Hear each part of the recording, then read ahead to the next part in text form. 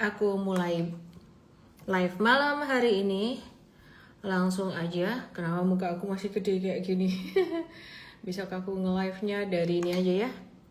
Dari HP ku yang satunya deh.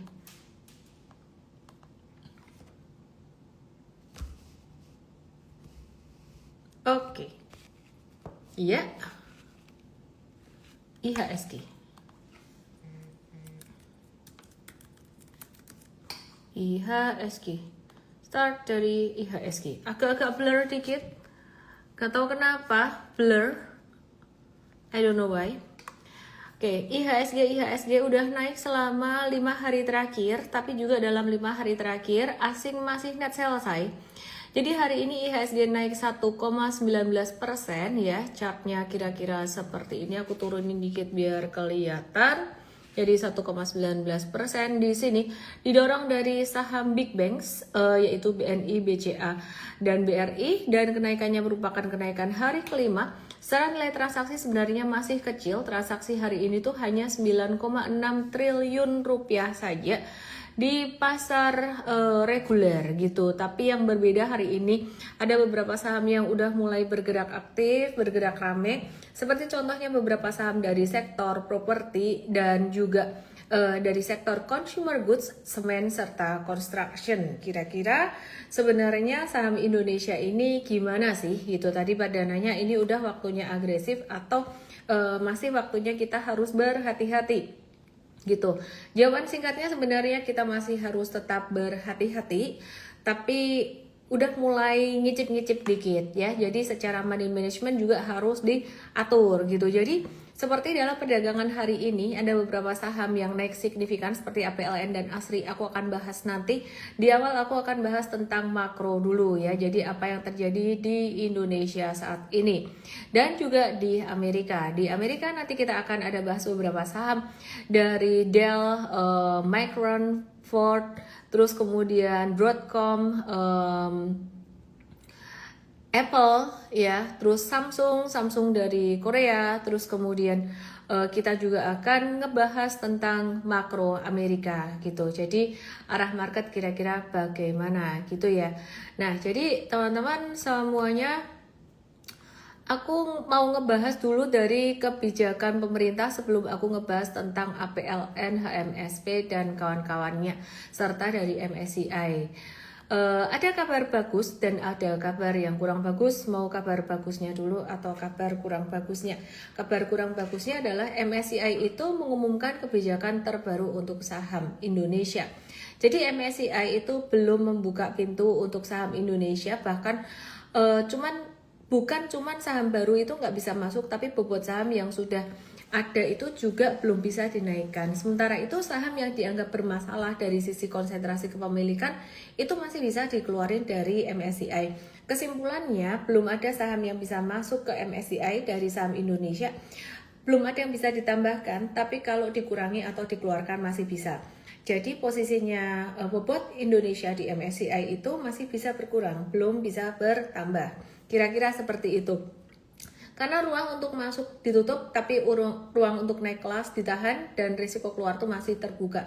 Itu yang bikin bobot Indonesia berpotensi makin mengecil. Dan dampaknya ke market apa? Sentimen asing itu cenderung negatif, investor global bisa makin wait and see, karena Indonesia masih dianggap punya isu investability, free float, transparansi, kepemilikan, dan potensi coordinated trading gitu, alias goreng-menggoreng saham ya, yang mereka curigai, kira-kira seperti itu.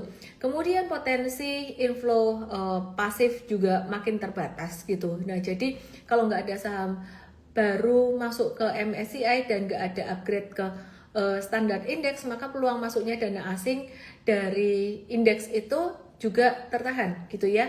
Terus kemudian bobot Indonesia, maksudnya dari indeks itu dari kenaikan indeks kan nggak ada ya, masuk ke indeks gitu. Terus bobot Indonesia itu juga bisa makin kecil di MSCI seperti yang saya bilang tadi. Jadi kalau ada saham yang keluar dari MSCI, nggak ada saham baru yang masuk, maka porsi Indonesia di MSCI bisa makin turun, dan artinya ini dana global yang dialokasikan ke saham Indonesia juga akan menjadi makin kecil dan bisa semakin berkurang.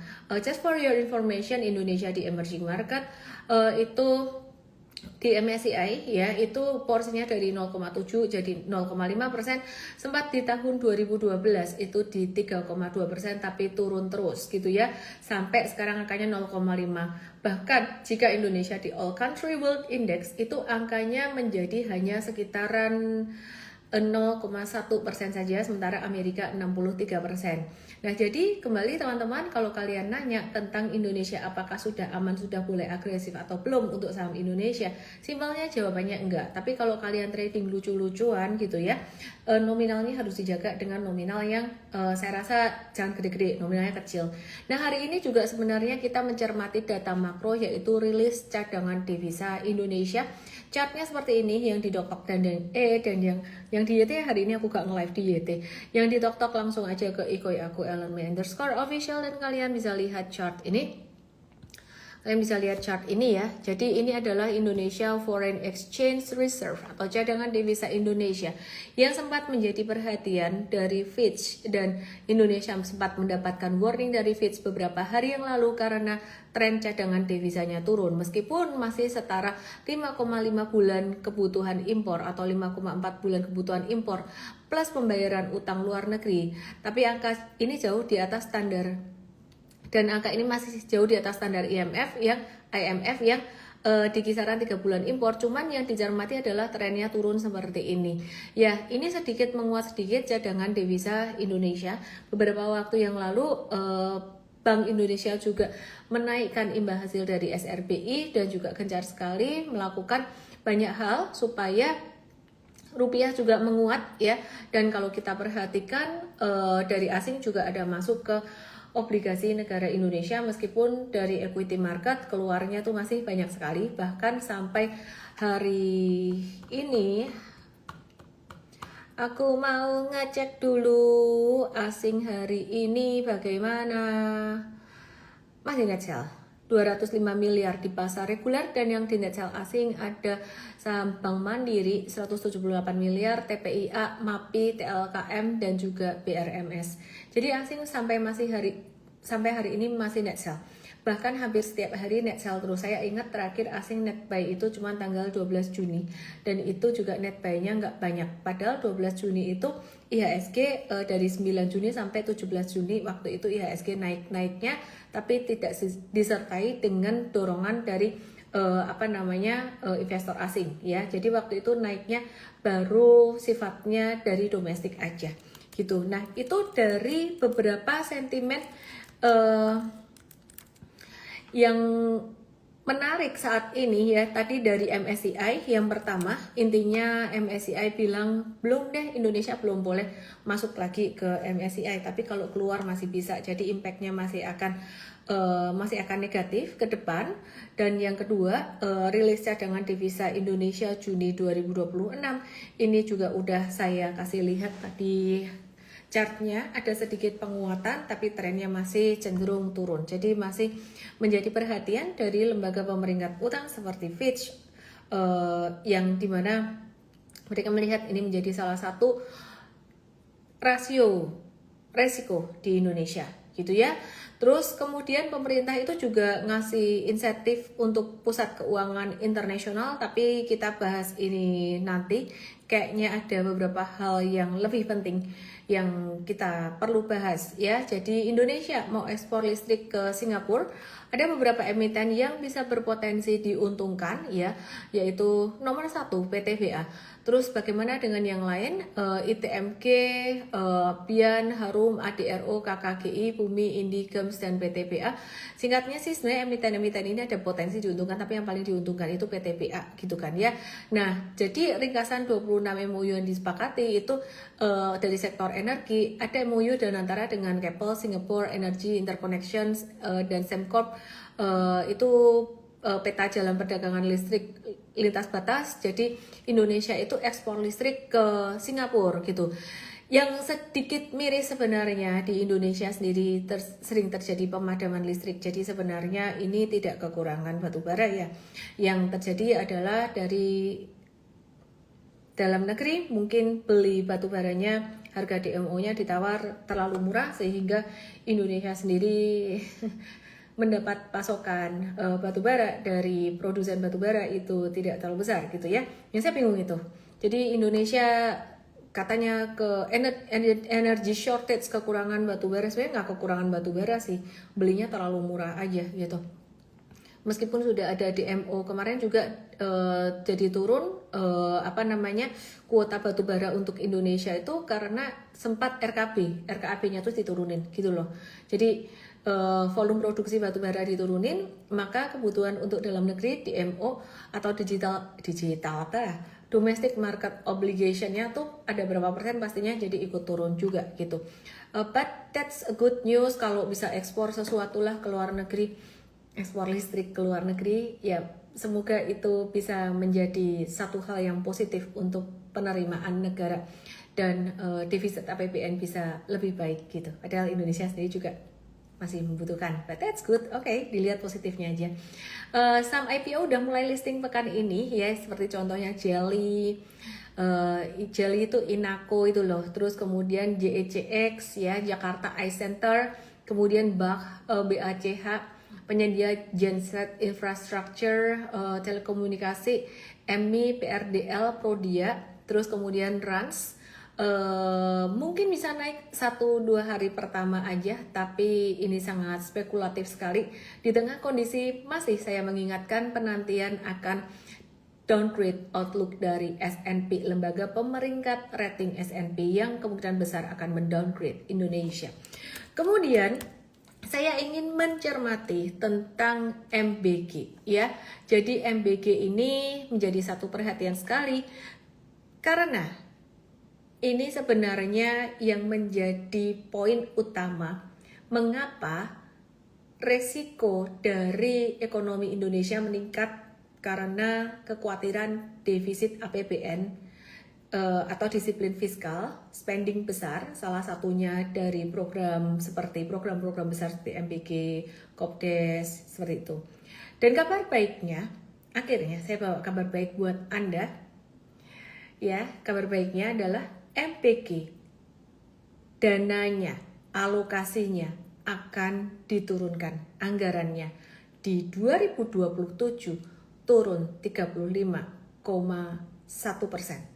Dari 268 triliun jadi 174 triliun, dan itu merupakan satu hal yang sangat bagus sekali, dan itu merupakan satu hal yang sangat kita tunggu-tunggu. Alasannya kenapa? Karena katanya mau fokus pada kualitas layanan dan tata kelola MBG. Terima kasih sudah mendengar kami, Pak Prabowo dan juga Bapak Ibu semuanya di pemerintahan. Sebenarnya bukan mendengar kami sih, mungkin lebih penting memperhatikan arus asing yang keluar dan juga review dari lembaga pemeringkat rating dunia seperti contohnya Moody's, Fitch, dan S&P. Terima kasih sudah mendengar, karena kalau ini tidak diberesin masalah spending yang sangat besar yang bisa menimbulkan defisit APBN di 2027, yang terjadi bukan lagi downgrade outlook tapi downgrade rating. Downgrade outlook itu adalah perkiraan di mana rating bisa turun. Tapi kalau sampai ini tidak diperhatikan, maka akan menjadi downgrade rating.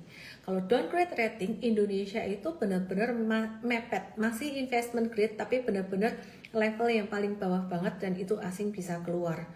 Ya, jadi tidak hanya dari pasar modal Indonesia tapi asing benar-benar bisa keluar. Nah, sejauh ini itu belum ada nilai belanja APBN 2027. Hanya ada target belanja di RAPBN 2027 13,62 sampai 14,8% dari PDB. Dan target defisit APBN itu memang dibuat angkanya kecil ya, 1,8 sampai 2,4%, itu belum final. Nah, batasnya 3%. Tahun ini kemungkinan besar bisa lewat dari 3%. Tahun 2025 angkanya 2,92% yang direvisi menjadi 2,81%. Tapi tahun ini ada tantangannya tuh macam-macam, dari perang Amerika Iran dan Selat Hormuz yang masih ditutup ya, yang waktu itu ditutup dan membuat harga minyak itu naik tinggi. Sekarang harga minyak sudah turun dan itu menjadi satu kabar baik. Jadi kalau saya mau rangkum, ada dua kabar baik buat kalian, dua kabar baik utama buat kalian. Yang pertama adalah harga minyak yang saat ini sudah melandai itu bagus buat APBN kita. Jadi potensi defisit APBN tidak akan terlalu melebar. Dan yang kedua, hari ini ya kita mendapat berita bahwa MBG di 2027 akan diturunkan budgetnya 35,1% dari 268 T jadi 174 T. Kalau bisa diturunkan lagi akan lebih bagus lagi. Tapi ini kita masih dakdikdukder, harap-harap cemas, semoga tidak ada pengeluaran tambahan lainnya. Kalau tiba-tiba ada pengeluaran tambahan lainnya ya berarti apa? Belum bisa dibilang aman. Dan kalau kalian tanya kenapa saham-saham hari ini menguat, jawabannya sebenarnya ya karena MBG, berita MBG ini akan dikurangin di 2027 nanti, dan itu menjadi satu hal yang sangat bagus sekali. Tapi kalau kita perhatikan dari jumlah transaksi hari ini masih belum bisa melewati 10 triliun di pasar reguler. Berarti investor gede itu masih wait and see. Yang ditunggu masih downgrade outlook dari S&P. Harapan saya nanti kalau pas benar-benar terjadi downgrade outlook dari S&P itu nggak ada asing outflow yang terlalu besar lagi harapannya. Kenapa? Karena semua sudah menebak, sudah tahu, sudah menduga dan mengira-ngira. Itu berbeda sekali dengan ketika terjadi downgrade outlook dari Moody's dan Fitch, di mana waktu itu belum ada yang mungkin tidak banyak, bukan ada yang memperkirakan bahwa outlook bakalan diturunin. Nah, jadi pemerintah sendiri sebenarnya sangat ingin asing untuk masuk berinvestasi ke Indonesia. Hal ini nampak dari kebijakan bahwa pemerintah sedang menyiapkan satu insentif besar untuk menarik investasi ke Indonesia melalui Indonesia International Financial Center atau Pusat Keuangan Internasional Indonesia. Nah, beberapa insentif yang ditawarkan itu apa? Bentar ya, ini bursa Amerikanya buka, jadi notifikasi aku tangtung-tangtung.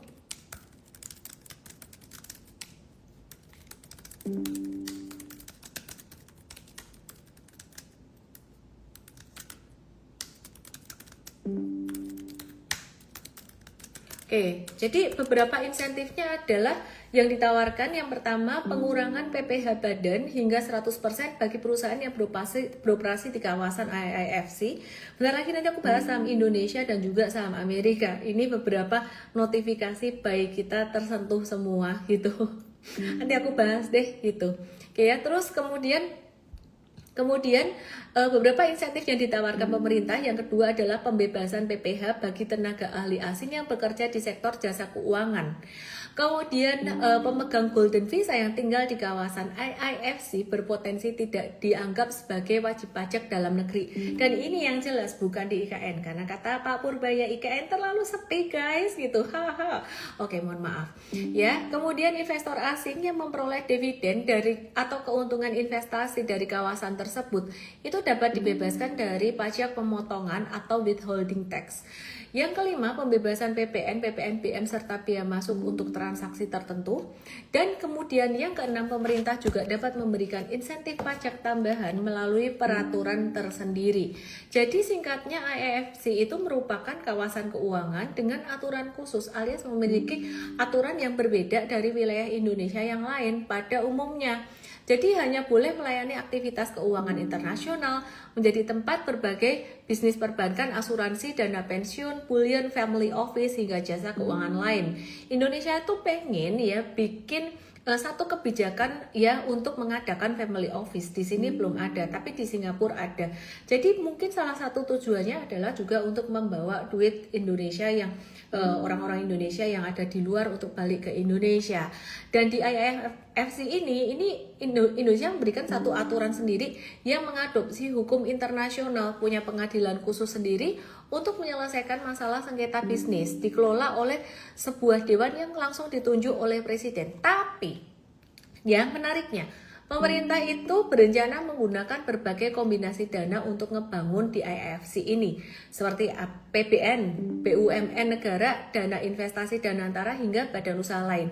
Nah, ini yang juga menjadi salah satu concern, di mana seperti yang tadi saya bilang, MBG itu memang dikurangin budgetnya atau spendingnya. Tapi apakah ada spending lain? Nah, ternyata ini ada, salah satunya IFC. Dan kita tidak tahu bagaimana respon dari investor mengenai hal ini. Tapi secara logika, secara nalar harusnya ini diimbangi, harusnya pengeluaran itu nggak masalah, asalkan apa pengeluaran itu sehat, diimbangi dengan apa? Dengan pemasukan. Jadi yang diperhatikan bukan cuma defisit APBN, bukan cuma defisit APBN dibandingkan dengan GDP saja, tapi juga pengeluaran pembayaran utang negara yang dibandingkan dengan income atau penerimaan negara yang salah satunya didapat dari pajak. Nah, tujuan IFC ini kan memang untuk menarik modal asing untuk masuk ke Indonesia ya. Jadi langkah ini sejalan dengan langkah Pak Prabowo untuk meningkatkan pertumbuhan ekonomi Indonesia menuju 8%. Jadi butuh sumber pendanaan baru di luar APBN, di luar pajak juga gitu ya. Tapi ada tapinya, dan tapinya ini di highlight banget sama investor gede, di highlight banget sama asing ya. Jadi tapi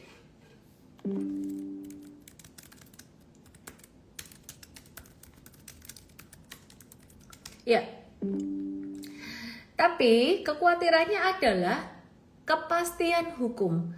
Jadi mereka khawatir dengan kepastian hukum yang tidak jelas gitu, yang berubah-ubah.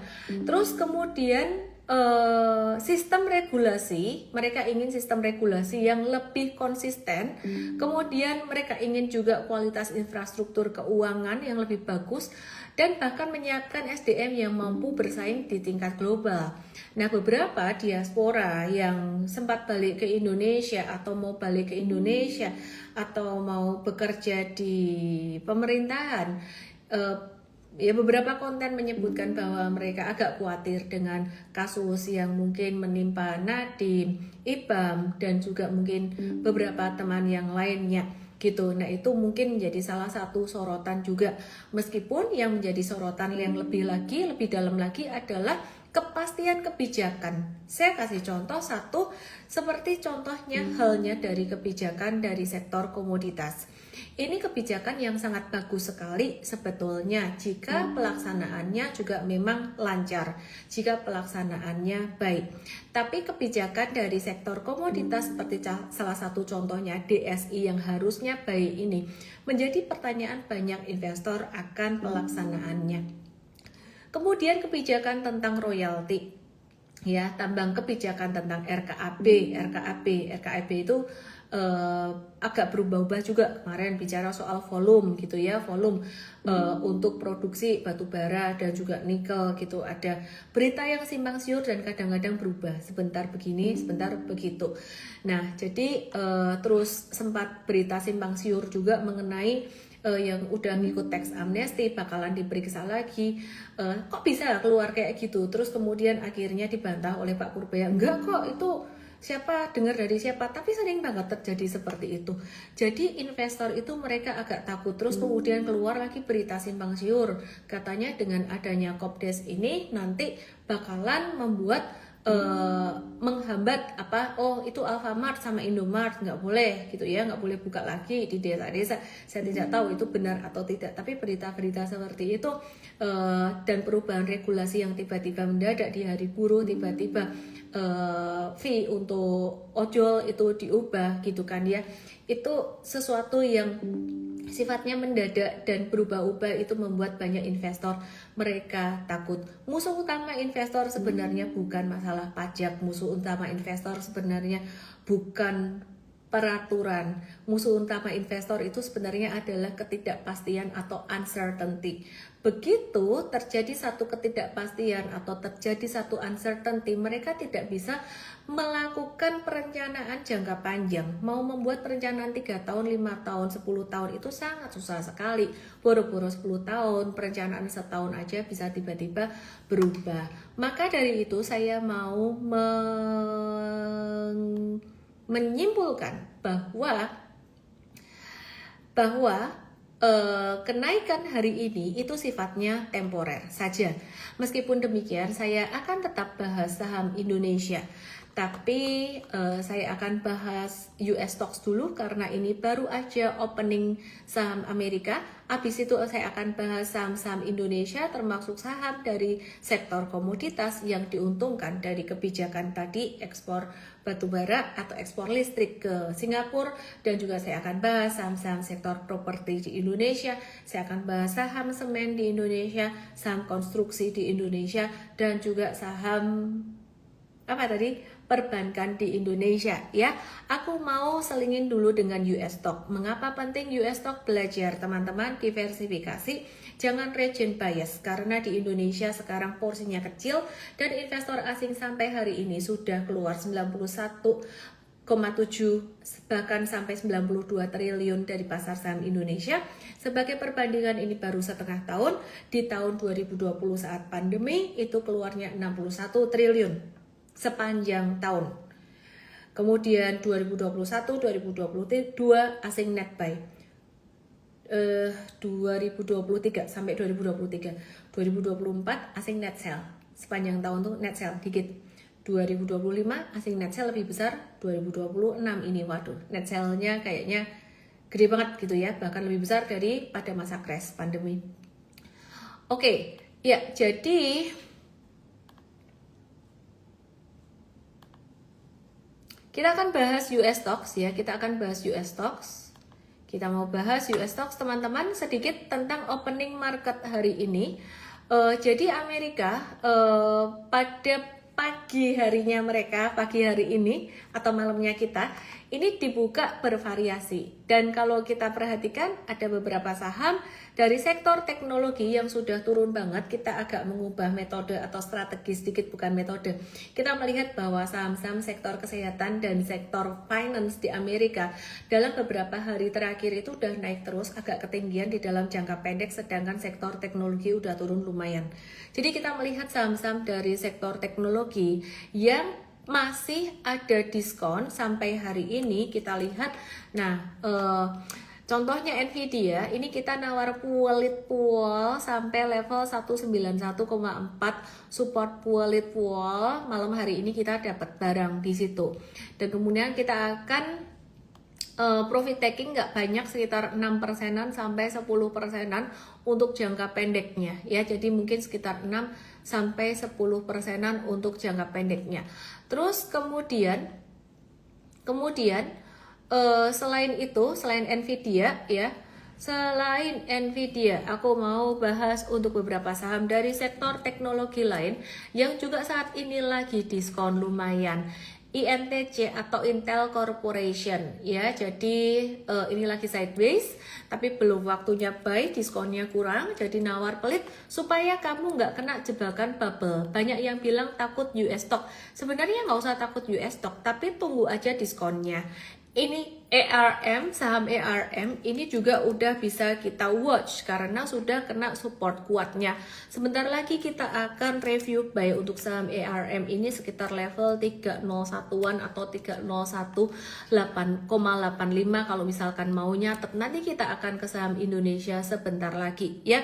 Kemudian ada beberapa saham yang kita juga perhatikan ya. Jadi saham dari Korea ini saham Samsung. Tahu nggak, bursa Korea itu tahun ini rally-nya luar biasa banget, melebihi bursa Amerika. Tapi saat ini sudah mulai profit taking dan saham Samsung ini turun bisa sampai ke 286 dan kita menunggu koreksinya lagi. Saham Samsung bisa berpotensi turun bisa sampai level 246.500 tapi nggak usah buka ke bursa Korea. gitu ya. Nggak usah buka bursa Korea karena bursa Amerika aja udah cukup banyak ya. Jadi ini profit taking, meskipun kinerjanya masih bagus tapi dia turun karena profit taking.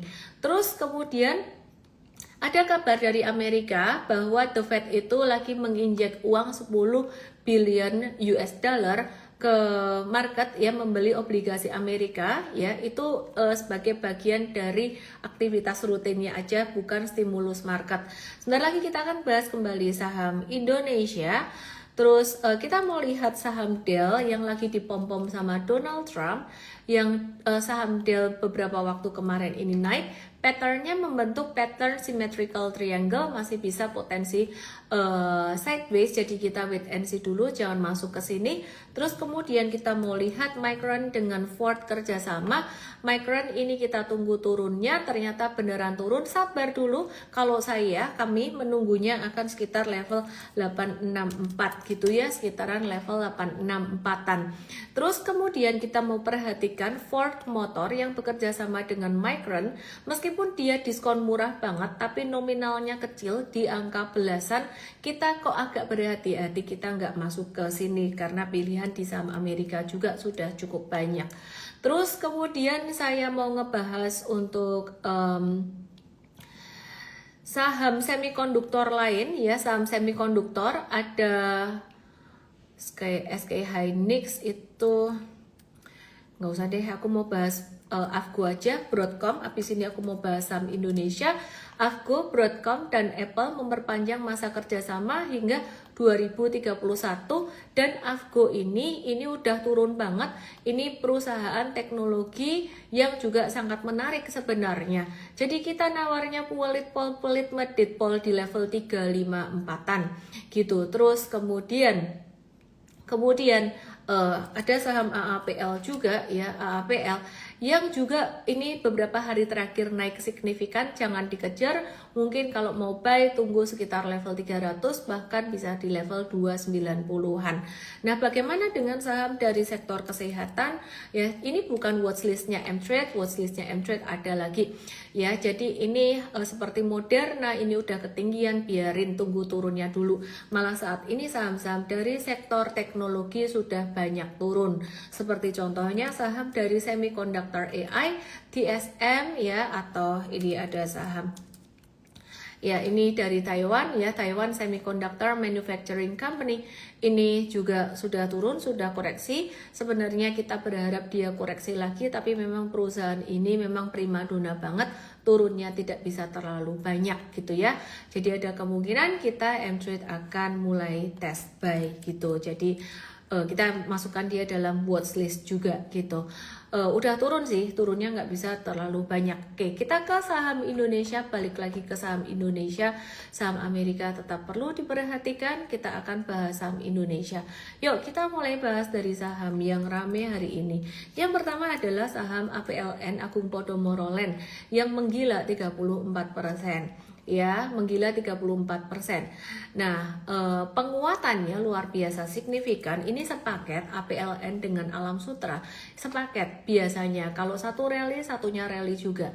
Tapi secara likuiditas bid overnya ini belum terlalu tebal. Artinya bid overnya itu satu nilai lantai, bahkan tadi ada dalam beberapa jam tertentu satu floornya tuh hanya puluhan juta aja. Ini artinya gampang banget ditarik. Kalau misalkan kamu punya duit berapa ratus juta aja, itu mau beli buat naikin harga gampang banget. Tapi kalau mau ngancurin harga, tinggal ngeguyur, punya duit berapa ratus juta atau berapa 1M aja, mau ngeguyur berapa floor, itu juga gampang banget.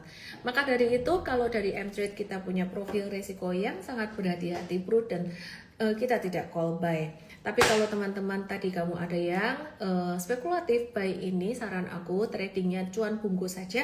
Seandainya tadi kamu sudah profit taking dan besok naik, nggak usah gelo, nggak usah kecewa.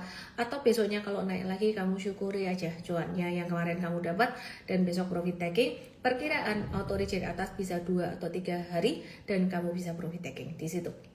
Ya, jangan terlalu serakah untuk misalkan sorry, bukan serakah.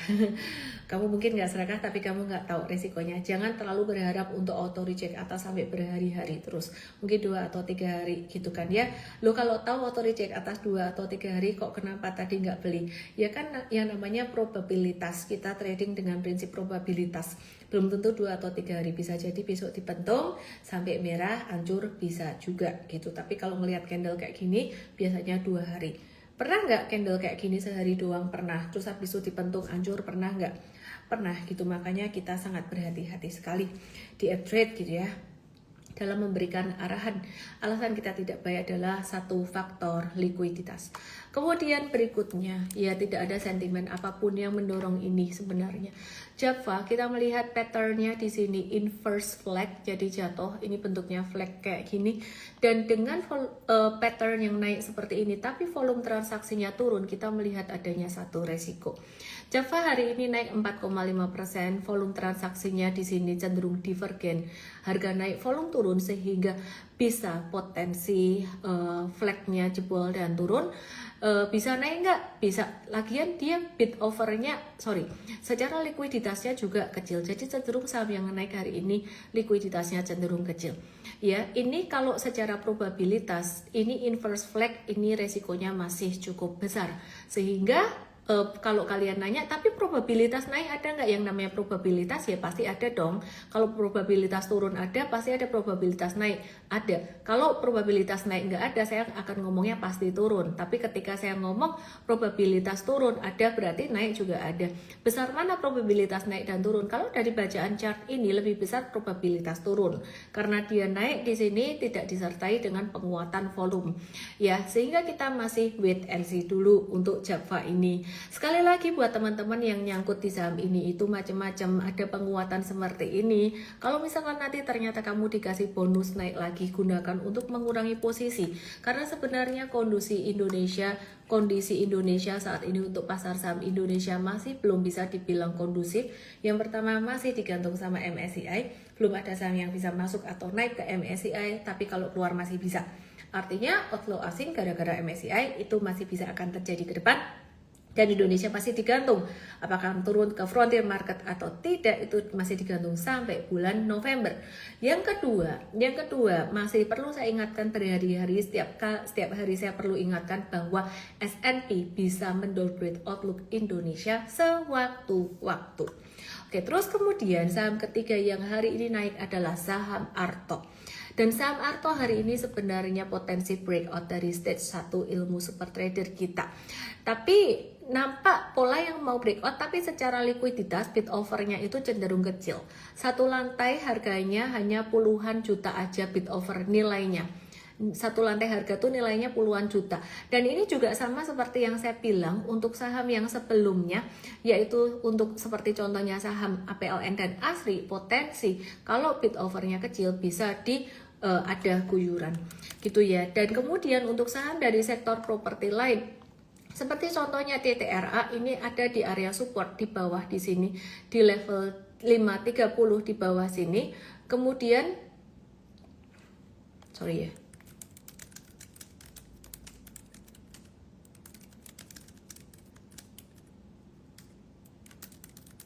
Oke, terus kemudian ya ini dari area support di bawah sini. Kemudian tadi kita call buy di sampai level 555, ini juga sangat spekulatif sekali. Tapi kenapa kita pilih CTRA dibandingkan dengan APLN atau ASRI yang pergerakannya udah pasti akan langsung bergerak cepat? Karena CTRA ini masih fundamentalnya kita lihat masih lebih disukai oleh investor atau institusi gede. Kita tuh ikan retail, ikan yang kecil, ada yang kecil banget, ada yang retail ya.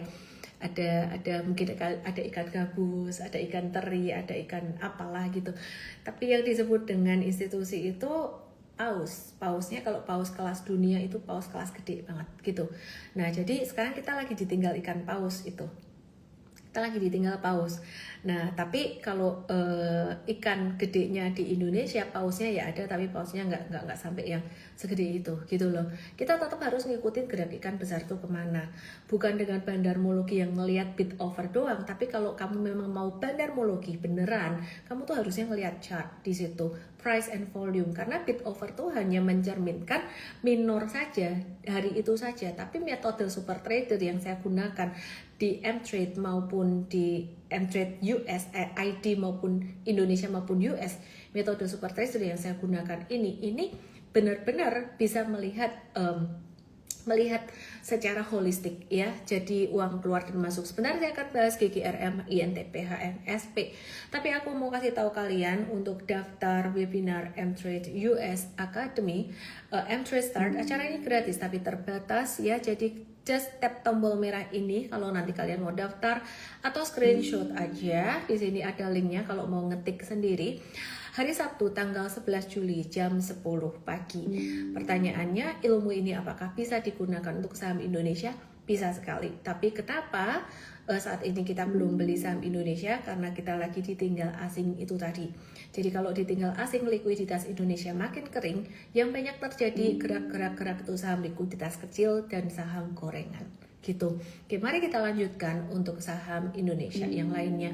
Oh ya, aku mau info teman-teman kalian semuanya yang mau belajar offline, semua program kita online kecuali satu offline, itu workshop super trader di bulan September di Jakarta. Tahun ini cuman satu kali nanti aja di bulan September. DM saya WST artinya workshop super trader untuk mendapatkan info ini, atau bisa ke supertrader.id, supertrader.id gitu ya. Just DM saya aja, nanti akan dibantu tim saya WST. Mari kita ke saham Indonesia yang berikutnya. Ada saham Gudang Garam. Gudang Garam hari ini juga naik sekitaran 5,85%, dan kita melihat secara likuiditas ini paling mendingan dibandingkan dengan saham-saham yang tadi saya sebut. Dan kita melihat di sini juga Gudang Garam itu dalam beberapa bulan terakhir sejak November memang di sini ada satu sentimen positif, di mana cukai rokoknya itu nggak dinaikkan oleh Pak Purbaya waktu itu. Sehingga kalau tidak ada masalah makro Indonesia, kekhawatiran tentang defisit APBN, tidak ada downgrade outlook dari Fitch, Moody's, tidak ada tidak ada warning dari MSCI untuk tata kelola pasar saham Indonesia, maka sebenarnya Gudang Garam ini waktu itu sudah mulai membaik trennya. Dan dari Unilever yang waktu itu sempat turun banget beberapa tahun, itu juga sudah membaik di Mei 2026 kemarin sebenarnya. Bahkan kalau kita perhatikan, Unilever ini juga sempat membaik pada Oktober 2025. Nah, ini turun lagi itu sebenarnya karena kondisi makro Indonesia dan kondisi karena gara-gara dari Fitch yang pada tanggal di bulan Januari kemarin MSCI yang memberikan warning Indonesia ini turun. Tapi kalian perhatikan dalam beberapa waktu belakangan ini Unilever kelihatan menarik. Dan satu saham lagi yang sebenarnya juga kelihatan menarik adalah HMSP, di mana tadi kita sempat nge-call buy sebelum dia naik dan kemudian sore hari ditutup naik. Tapi disclaimer banget teman-teman, kenaikannya juga tidak disertai dengan volume transaksi yang tinggi. Sehingga di sini saya ingin memberikan satu kesimpulan bahwa sektor consumer good di sini kita melihat ada satu tanda-tanda sektor consumer good itu mulai bertahan. Ya, bertahan tuh artinya nggak turun sampai kedalaman. Tapi ini ICBP ini juga sebenarnya merupakan salah satu saham Indonesia yang fundamentalnya bagus dan salah harga. Cuman agak susah value investing kalau asing tidak masuk ya. Jadi kita value investing ngelihat asing itu bagaimana nasib Indonesia di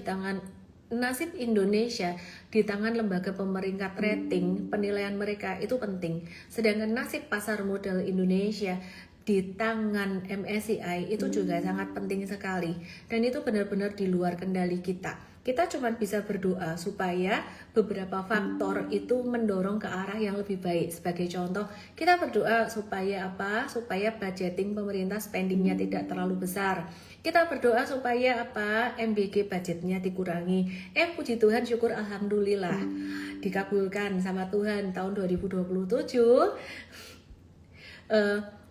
budget MBG dikurangi, so that's good gitu. Tapi kalau kalian perhatikan ya, asing kapan baliknya? Ya nunggu itu S&P dan juga MSCI. Jadi perhatikan beberapa sektor consumer good. ICBP juga sudah mulai membaik, tapi belum sebagus dari sektor cigarettes yang memang sebelumnya sudah ada sentimen positif dari dari cukai rokok yang tidak jadi naik. Satu lagi sektor yang sebenarnya bisa menjadi perhatian kita. Sebenarnya sektor ini menarik, tapi tantangannya lagi-lagi makro Indonesia. Dengan jalannya B50 dan juga negara-negara lain yang ngikutin biofuel ditingkatkan, sebenarnya itu menjadi satu hal bagus untuk permintaan kelapa sawit atau CPO dari negara kita.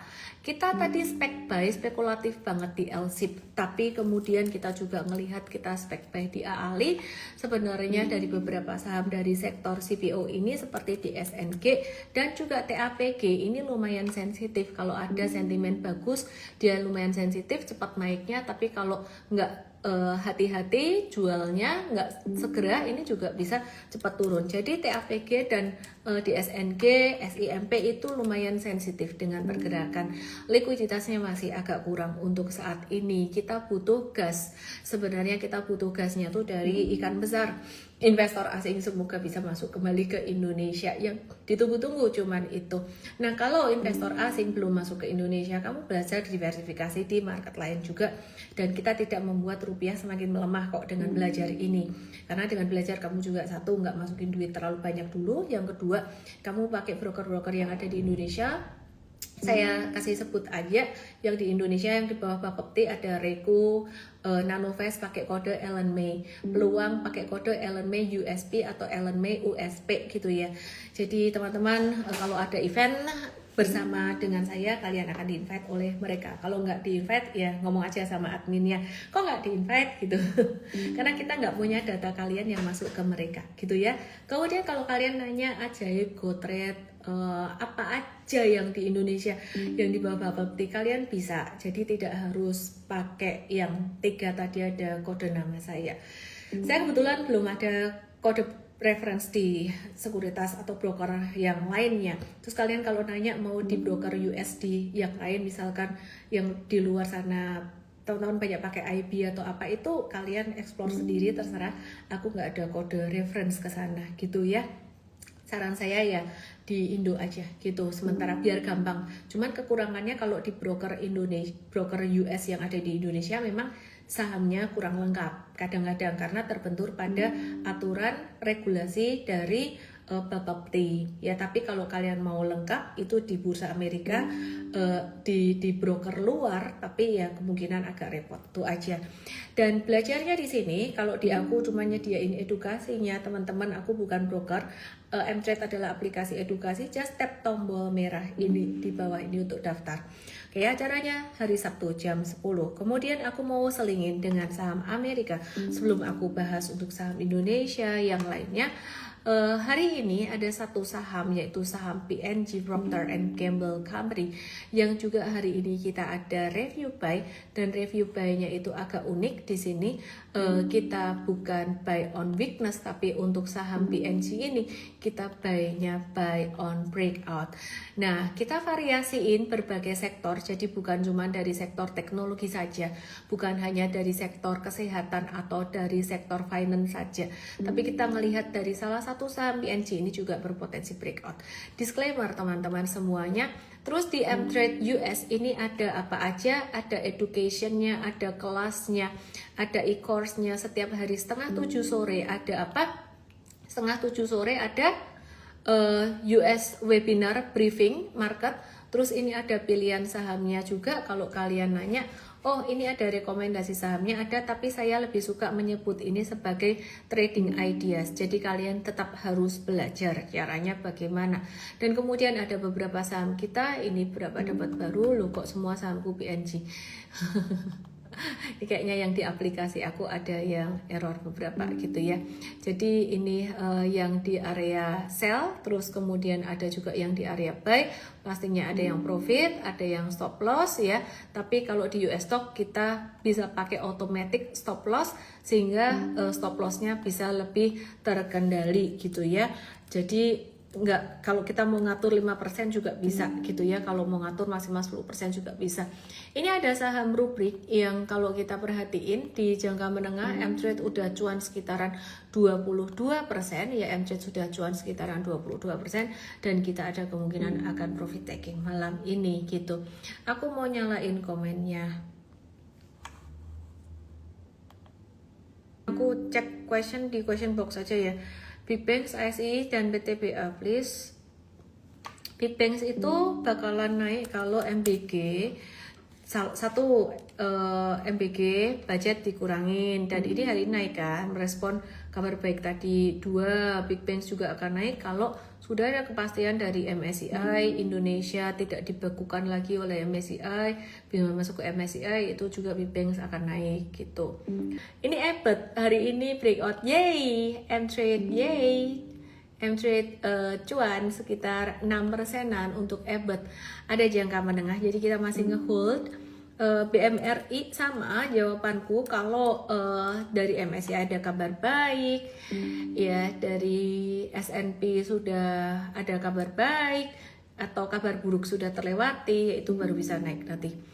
Oke, terus kemudian gak dapat Ebet gak apa-apa, hari ini tadi ada yang bunyi juga. Terus kemudian malam ini saham chip pada retracement kompak, baguslah udah turun banyak.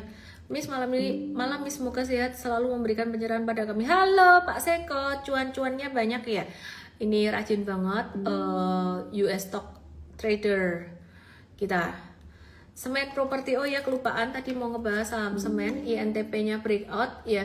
Breakout guys, cuman kita tadi gak baik. Kenapa? Likuiditasnya kecil banget, masalah likuiditas bid over.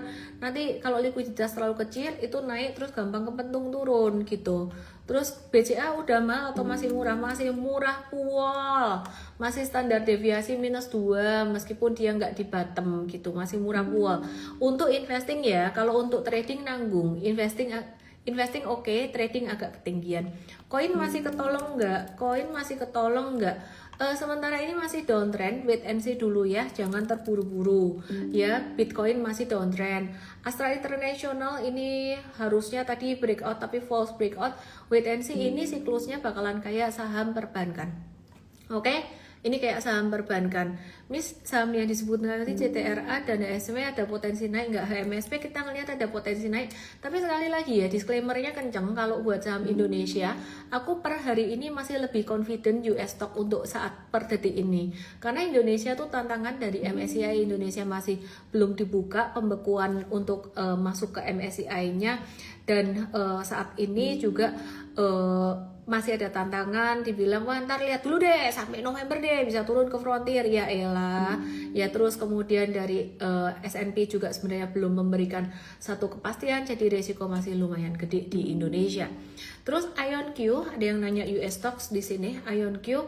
IonQ-nya di sini turun kebetulan M-Trade belum buy ya, udah turun lumayan signifikan, turunnya lumayan, dan kita justru malah seneng dengan adanya diskon untuk saham-saham sektor quantum computing seperti ini, seperti contohnya Broadcom atau Avgo ini turun, kita juga seneng. Dan ini menjadi jawaban kenapa kita nggak takut market bubble, karena kita belinya nggak di pucukan atas, dan kitanya belinya nawar pelit. Kayak Avgo tuh kita beli di 354, nawar sekitar area itu. Terus kemudian contoh kayak IonQ, terus UBTS, saham Quantum itu kita nawar pelit nanti ya. Oke. Kayak Harbolnas. Oh iya ya, hari ini ada promo Harbolnas sebenarnya, dan aku mau pin dari tim aku, bisa DM 77 M-Trade US Academy diskon 60% plus bonus 2 bulan terbatas. Wait, sebelum kamu masuk ke M-Trade US Academy, aku mau kasih satu disclaimer. Satu, kamu harus nonton educationnya dulu. Kamu bahkan kalau beli sekarang, kamu harus nonton acara besok Sabtu. Kalau kamu males nonton videonya, mendingan nggak usah masuk. ke Mtrade US Academy. Aku berharap kamu untuk belajar. Jadi jangan cuman nonton jangan cuman nonton ininya aja, nonton recording, jangan cuman nonton bocoran sahamnya aja ya, tapi ini ada 3 video masterclass Mtrade. Kita punya 2 kelas US stock, yang satu yang satu trading, satunya sorry belepotan ngomong saya, kami sosolen. Satu trading, satunya investing. Ini Mtrade US Academy, ini ada kelasnya. Kamu tonton baik-baik ya. Dan yang kelas paling sakral di sini sebenarnya adalah masterclass. Yang ini yang masterclass di sini. US Masterclass for Beginners di sini. Yang ngajar saya 2 jam ini. Nah, ini penting. Oke, terus masterclass money management. Ini juga penting di sini ya. Nah, ini penting. Terus baru kamu kalau mau buy, kamu lihat bagian trading ideas-nya di sini. Ini ada buy sell-nya kayak gitu. Terus kamu kalau mau nanya-nanya di aplikasi kita ini web based, di aplikasi Android and iOS juga ada. Kamu bisa nanya-nanya ke sini ya. Kamu bisa nanya-nanya ke sini nih. Ke tanya saham, tanya portfolio, dan pertanyaan lainnya kayak gitu ya. Ini ada pertanyaan untuk US stock, kamu bisa tap di sini. Masuk US stock minimal berapa? Ada bisa dari $1 juga untuk beberapa broker gitu. Bagaimana cara maintain optimisme bahwa bursa saham kita akan menggeliat lagi? Soalnya sentimen dalam negeri kali ini anomali. Oke, saya jawab pertanyaannya. Kita tidak perlu optimis, tapi kita perlu realistis. Kita tidak perlu optimis, kita tidak perlu pesimis, tapi kita perlu realistis. Indonesia sebenarnya punya kekuatan yang sangat besar dari sisi demografis penduduknya, satu yang menyumbang sangat besar untuk GDP kita. Jadi kalau menurut aku sebenarnya Indonesia ini negara yang agak susah krisis, negara yang kuat gitu, betul. Terus yang kedua, dari sisi komoditasnya juga sangat luar biasa sekali. Itu kekuatan Indonesia, kekuatan Amerika di tech, kekuatan China di manufaktur, kekuatan Indonesia itu dari sisi komoditasnya. Tapi sayang sekali sebenarnya ada banyak ketidakpastian kebijakan yang membuat banyak investor yang takut berinvestasi di Indonesia. Korupsinya juga masih. Tapi kalau kalian nanya saya, pandangan saya terhadap Indonesia dalam jangka panjang bagaimana? Saya masih sependapat dengan Pak Khatib Basri bahwa Indonesia dalam jangka panjang itu masih menarik. Dan saya juga sependapat dengan Bang Ferry Irwandi bahwa Indonesia dalam jangka panjang 5 tahun, 10 tahun ke depan ya, 10 tahun ke depan itu masih akan baik. Intinya dalam jangka panjang, beliau nggak ngomong dalam berapa lamanya, tapi aku melihat sebenarnya masih oke. Nah, jadi sebenarnya kalau saham-saham big banks diskon itu menjadi kesempatan for very long term investing, but you have to understand market nggak langsung naik. Kamu jangan jor-joran habisin duit. Better kamu juga diversifikasi juga gitu ya. Oke, terus hati-hati dengan saham yang IPO, jangan hanya terjebak kayak short term gain aja gitu ya. Gimana caranya ikutan Harbolnas? Diklik halaman tidak ditemukan. Oh, kalau klik halaman merah ini untuk daftar acara hari Sabtu. Kalau untuk Harbolnas itu langsung DM aku Harbolnas. DM aku di IG aku ini, di Instagram aku ini Harbolnas, atau DM aku 77. Itu untuk Mtrade US Academy 1 tahun. Tapi aku syaratin satu, kamu jangan buru-buru beli Mtrade US Academy kalau kamu tidak punya waktu belajar atau tidak mau belajar atau maunya langsung dapat bocoran. Karena US stock juga ada resikonya. Yang namanya investasi trading ada resikonya. Saya tidak ngomong selalu cuan, ada kadang-kadang stop loss. Paling penting e-course yang kamu tonton adalah money management. Cari muka saya pas lagi ngojek tentang money management masterclass. Oke? Agro, BBRI dan ADHI dari sektor ini aku masih berhati-hati. Agro juga, BBRI, kalau BBRI sebenarnya valuasi murah untuk jangka panjang, tapi just wait and see dulu. Oracle dan Hood, Oracle and Robinhood. Oke.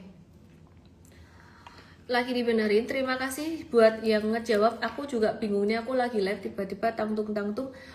We are working on it, teman-teman semuanya. Mungkin saya minta tolong dari notifikasi HP sementara dimatiin dulu aja. Ya, mohon maaf ya. Oke, terus kemudian Robinhood Markets Up apik dari sektor finansial bagus ini. Jadi kalau mau buy tunggu di retracement terdekat 102. Kalau mau pelit di 94. Di 94 belum tentu dapat tapi pastinya akan lebih aman. Jadi ambil di 100 bisa juga. Robinhood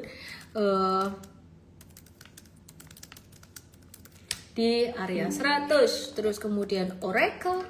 Bagaimana kabarnya Oracle? Oracle M-Trade baru aja spekulatif buy on weakness. Murah banget kalau kamu mau lebih pelit lagi di 137,34. Gitu aja teman-teman semuanya. Jadi banyak sekali yang ditanya malam hari ini. Semangat semuanya. Semangatnya semangat belajar, bukan semangat dar beli sahamnya. Jangan lupa teman-teman ikuti program edukasi kita terus. Ada yang gratis, ada yang berbayar. Karena kalau yang berbayar pasti ada dedikasi pengembangan teknologi juga dari tim kita, dari internal tim kita. Gitu ada biaya yang kita keluarkan juga. Jadi ada yang gratis. Di sini tap tombol merah untuk belajar di M-Trade Start US, dan untuk Harbolnas kalau mau ikut M-Trade US Academy just DM kita 77 ya, Harbolnas atau 77 di DM, nanti kita akan kasih tahu. Kalau mau langsung check out gimana? Waduh, langsung check out aja nih ke EM. Aku ganti linknya ya. Aku ganti linknya Harbolnas. Aku ganti link, edit link. Sekarang saya kasih link Harbolnas. Ya. Nih, udah link Harbolnas di sini. Oke, udah semuanya link Harbolnas di sini. Aku gak bisa scroll your comment, lagi error, dan aku gak bisa. Oh, bisa tap tombol question. Kak, pemotongan suku bunga ditunda, ini krisisnya lebih besar, apakah begitu Kak? Tidak sayangku, jangan terlalu apa ya, pemotongan suku bunga ditunda di Amerika bukan krisisnya lebih besar ya, tapi biasanya kalau pemotongan suku bunga ditunda atau pasar saham kalau suku bunganya dinaikkan, pasar saham cenderung turun. Dan sebenarnya turun itu merupakan satu hal yang normal saja ya. Turun tuh diharapkan, kita expect pasar saham Amerika ada turunnya, sektor teknologi turun, dan kita bisa nawar di bawah. Saham CPO udah aku bahas tadi. Rosi Teresa, iya nih saya lagi banyak yang nonton. Apakah sektor keuangan lari ke usaha makro dan IHSG tetap sideways tahun depan? Tahun depan lihat lagi, kalau MBG dipotong beneran, outlook S&P bagus, atau outlook dan kita sudah dikasih satu kebebasan oleh MSCI, nggak di freeze lagi, saham Indonesia bisa masuk MSCI lagi. So, itu bakalan bagus, tapi kembali lagi dari mereka. Oke ya. Miss, untuk standar transaksi per day jika asing mulai masuk itu normalnya berapa T untuk market bullish? 20 T rata-rata. 15 sampai 20 T normal cenderung agak sepi. Di bawah 15 T sepi. Di bawah 10 T aduh amsyong, sepi banget. Amsyong tuh sepi banget kayak saat ini. Pernah kapan hari itu cuman 7, berapa T doang. Di atas 20 T rame. Itu Indonesia. Kamu tahu nggak? Satu saham Meta yang punya Instagram ini itu nilainya lebih besar dari semua saham Indonesia ini 3 kalinya kalau nggak salah ya. Apple 6 kalinya atau aku kebalik ya. Pokoknya berkali-kalinya total saham Indonesia. Apalagi Nvidia wele-wele berapa kalinya tuh, 8 kalinya dari total saham Indonesia. Bahkan dengan kondisi saat ini mungkin bisa 9 kalinya kali ya. 8 kalinya. Wah. Bayangin aja, jadi likuiditasnya luas sekali ketika saham teknologi turun, punya pilihan rotasi sektoral ke saham lain. Jadi ketika harga minyak naik, kita banyak pilihan di sana. Pas harga minyak naik, saham Indonesia, saham minyaknya harusnya ikutan naik, gak jadi naik. Kenapa? Ya karena makro saat ini. Kalau di harga minyaknya turun, kemudian pilihannya kemana? Sektor penerbangan. Oh dapat tuh, kita dapat di Southwest, dapat di DAL atau Delta Airlines. Tapi kalau di Indonesia saham Garuda gak liquid guys gitu ya. Jadi lebih banyak pilihan aja. Saya punya Miss Meta sudah 130%, luar biasa. Sudah ya teman-teman semuanya, besok saya ada flight pagi banget, harus bangun jam 4 pagi. Aku salut buat kalian yang rajin sholat itu bangun jam 4 pagi. Aku bangun jam 4 pagi itu perjuangan. Jadi aku mau siap-siap. Market cap bola ngaruh nggak? Ngaruh sih, tapi Indonesia bukan karena itu. Itu aja, thank you Long PC, thank you Ayujo, thank you semuanya penonton-penontonku setia dan teman-temanku yang baru bergabung. Perkenalkan, aku Ellen May, aku founder M-Trade. Aku trader saham dari 2007. M-Trade adalah aplikasi edukasi saham Indonesia dan US.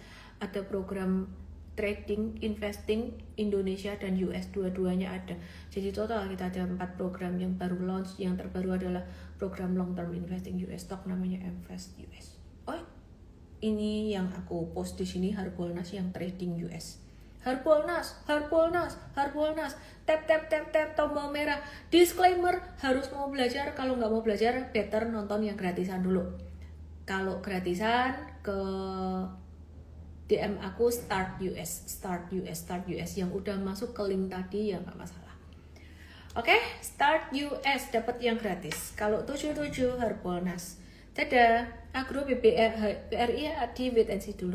Arah mana nggak tahu, kemana-mana si arah jalan-jalan. Good night.